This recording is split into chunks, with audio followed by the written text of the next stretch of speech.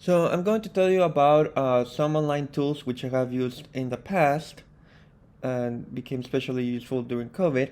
The first one is Wolfram Alpha, which everyone probably already knows, but I would imagine most of you may only think of it as like a way to like do some mathematical computations quickly. But in fact, there are many other things that you can just find on Wolfram Alpha.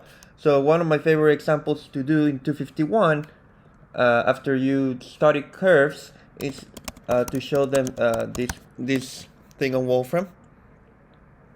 So here, like Wolfram shows you like a curve, a parameterization of Albert Einstein. And the fun thing is that it gives you the parametric equations.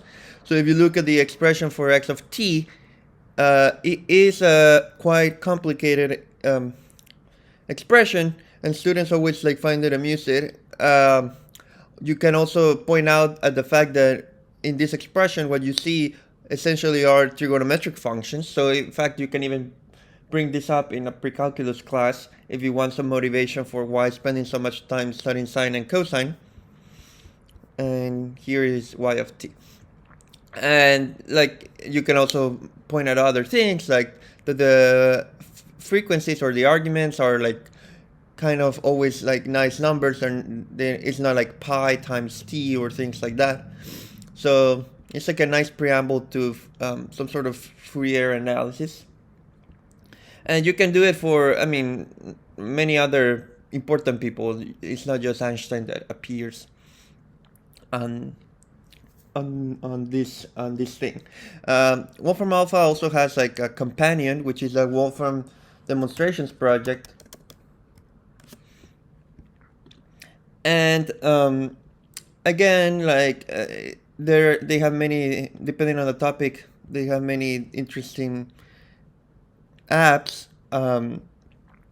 Basically, you can download, like there's a thing you can download from this website in order to run their demonstrations. So let me show you some. Where do I have this? It's called Wolfram Player, and then you go to Wolfram Player, and then for example you can open one on about the stereographic projection. And so this one shows you the stereographic projection from the North Pole, and it shows you, like, for example, that the image of a circle on the sphere is on another circle on the xy plane. And again, the demonstration allows you to play a bit with many features of it. And again, there are many ones here. If you look at some of those that I have saved over used recently, they involve statistical models and graphs, PDEs, etc. So that one's a nice. That one is nice also to keep in mind. And now to finish, my preferred one is Geogebra. It's similar to Desmos. I like it because it has a lot of, again, many online demonstrations which you can already use without any issues. So one of my favorite ones, again, in 251 is the Jacobian. So here, like you see, maybe on the XY plane, you see like some shape.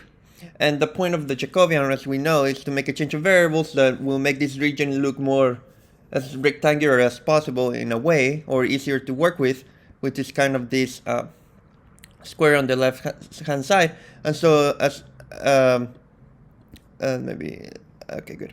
As you move it around, right, like there's this mapping, and as you move it around, you can see that like the areas do not quite match, right? Because this was a distortion created by the change of variables, and so you have to multiply by this Jacobian factor in order for the areas to agree again. So this is like a very nice illustration of how the Jacobian shows up. And again, like for 251, there are tons of resources, and for obviously for pre-calculus or calculus, there's also like many things that you can find that people have already created, and this does not even require you to to like download anything. You can show it in real time on the class. Now, Geogebra also has can be downloaded. If you download it, I like it because you can also use their 3D figure mode, graphics mode, which is the one I use for creating images in class, or also on the exams of multivariable calculus. So for example, if you go to 3D graphics, I usually like to do this in real time so that students know how easy it is to type these things into Geogebra and how friendly it is. So they'll have some will to do things on their own. So I just wrote the equation of a plane, z equals x plus y, and then you can also write the equation of a cylinder, right?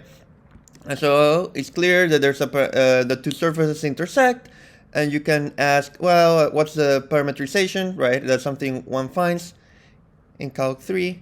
And in Geogebra, it's very easy to write a curve given in terms of a parameterization. So you write a curve, and it's going to have 3 entries. So we go to this version.